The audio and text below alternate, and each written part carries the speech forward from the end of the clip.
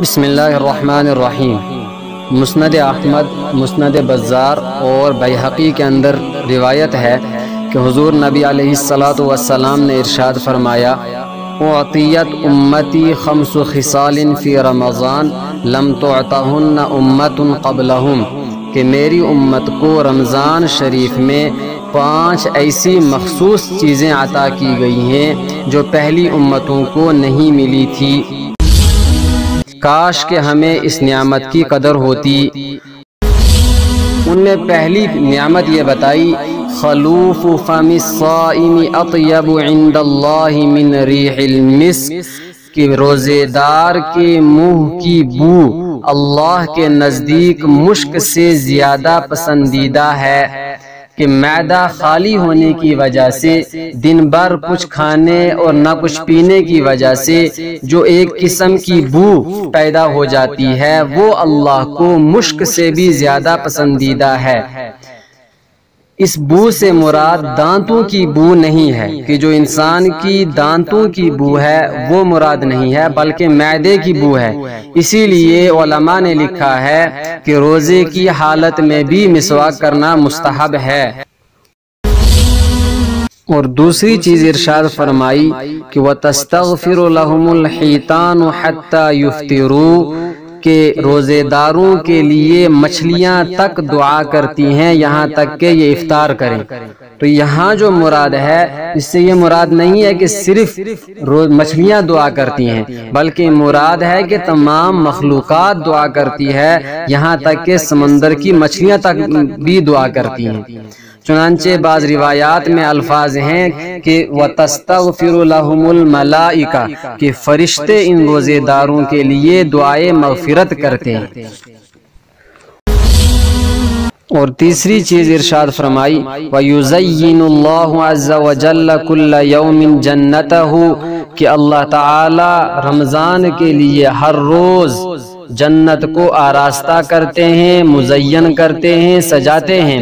ثم یقول، پھر ارشاد فرماتے ہیں، یوشک عبادی الصالحون ان یلقوا عنہم المؤونۃ ویصیروا الیک، کہ قریب ہے کہ میرے نیک بندے دنیا کی تمام مشقتیں اپنے اوپر سے پھینک کر تیری طرف آویں۔ اور چوتھی چیز ارشاد فرمائی، وَتُصْفَدُ فِيهِ مَرَدَةُ الشَّيَاطِينِ، کہ اس میں سرکش شیاطین قید کر دیے جاتے ہیں۔ فَلَا يَخْلُصُوا فِيهِ إِلَى مَا كَانُوا يَخْلُصُونَ إِلَيْهِ فِي غَيْرِهِ، کہ پھر یہ بندے رمضان میں ان برائیوں تک نہیں پہنچ سکتے ہیں، وہ برائیاں نہیں کرتے ہیں جن کی طرف غیر رمضان میں پہنچتے تھے، اور غیر رمضان کے علاوہ کے جو مہینے ہیں ان میں جو برائیاں بآسانی وہ کر لیتے تھے، رمضان میں ان برائیوں تک وہ نہیں پہنچتے۔ چنانچہ دیکھا گیا ہے کہ بہت سے شرابی کبابی رمضان میں خصوصیت سے شرابیں نہیں پیتے ہیں۔ اسی طرح سے رمضان میں آپ دیکھیں گے کہ گناہوں میں کھلی طور پر کمی ہو جاتی ہے، لیکن ہاں اس کے باوجود گناہ ضرور ہوتے ہیں۔ ان کی وجہ یہ ہے کہ انسان سے گناہ سرزد کرانے والی 2 چیزیں، نمبر 1 ہے انسان کا نفس، نمبر 2 ہے شیطان۔ شیاطین تو قید ہو جاتے ہیں لیکن یہ نفس اس کے ساتھ لگا رہتا ہے، اس لیے یہ نفس رمضان میں جو غلطیاں جو گناہ ہوتے ہیں تو یہ نفس کراتا ہے، البتہ شیاطین اس وقت قید کر لیے جاتے ہیں۔ اور 5ویں خصوصیت یہ بیان فرمائی، وَيُغْفَرُ لَهُمْ فِي آخِرِ لَيْلِهِ، کہ رمضان المبارک کی آخری رات میں، رمضان کی آخری رات میں، آخری شب میں ان تمام روزے داروں کی مغفرت کر دی جاتی ہے۔ تو صحابہ کرام رضوان اللہ علیہم اجمعین کے ذہن میں آیا کہ ہم نے سنا ہے کہ شب قدر میں اتنے لوگوں کی مغفرت ہوگی، اس کی بہت ساری خصوصیات ہیں، تو کیا یہ شب قدر ہی تو نہیں ہے؟ چنانچہ صحابہ نے عرض کیا، یا رسول اللہ اہی لیلۃ القدر، کیا یہ لیلۃ القدر کی بات ہے کہ جس کے بارے میں آپ فرما رہے ہیں کہ اس رات میں تمام روزہ داروں کی مغفرت کر دی جاتی ہے؟ فقال، تو رسول اللہ صلی اللہ علیہ وسلم نے ارشاد فرمایا، لا، نہیں، ایسا نہیں ہے کہ میں جس رات کی بات کر رہا ہوں وہ شب قدر نہیں ہے، وہ لیلۃ القدر نہیں ہے۔ وَلَكِنَّ الْعَامِلَ إِنَّمَا يُوَفَّى أَجْرُهُ إِذَا قَضَى عَمَلَهُ، کہ دستور یہ ہے کہ مزدور کو کام ختم ہونے کے وقت مزدوری دے دی جاتی ہے۔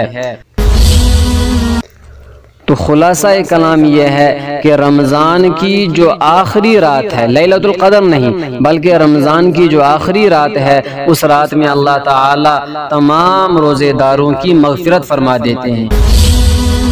تو یہ 5 چیزیں خصوصیت کے ساتھ اس امت کو عطا کی گئی ہیں۔ پہلی چیز یہ ہے کہ روزے دار کے منہ کی بو اللہ کے نزدیک مشک سے زیادہ پسندیدہ ہے، اور دوسری چیز یہ ہے کہ روزے دار کے لیے ہر مخلوق دعائے مغفرت کرتی ہے، یہاں تک کہ مچھلیاں بھی دعائے مغفرت کرتی ہیں۔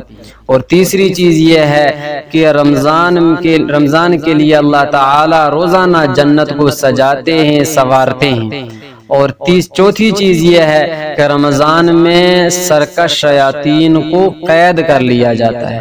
اور آخری اور 5ویں چیز یہ ہے کہ رمضان کی جو آخری رات ہوتی ہے، اس میں اللہ تعالی تمام روزے داروں کی مغفرت فرما دیتے ہیں۔